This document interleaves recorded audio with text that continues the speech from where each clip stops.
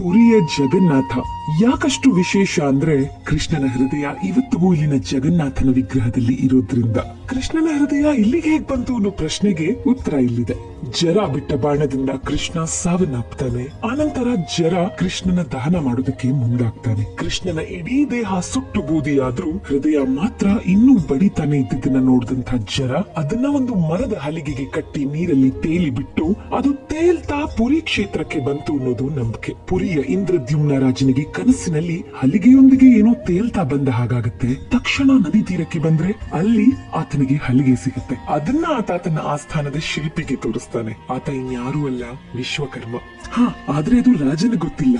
ಈ ಹಲಿಗೆಯಿಂದ ಸುಂದರವಾದ ವಿಗ್ರಹಗಳನ್ನ ನಾನ್ ಕಿತ್ಕೊಡ್ತೀನಿ, ಆದ್ರೆ ನನಗೆ 21 ದಿನಗಳ ಸಮಯ ಬೇಕು. ಅನ್ನ ಆಹಾರ ಬೇಡ. ಆ ಸಮಯದಲ್ಲಿ ಯಾರು ನನ್ನ ಕೋಣೆಯೊಳಗೆ ಬರಬಾರ್ದು ಅನ್ನೋ ಷರತ್ತನ್ನ ಹಾಕ್ತಾನೆ ಆ ಶಿಲ್ಪಿ. ರಾಜ ಒಪ್ತಾನೆ.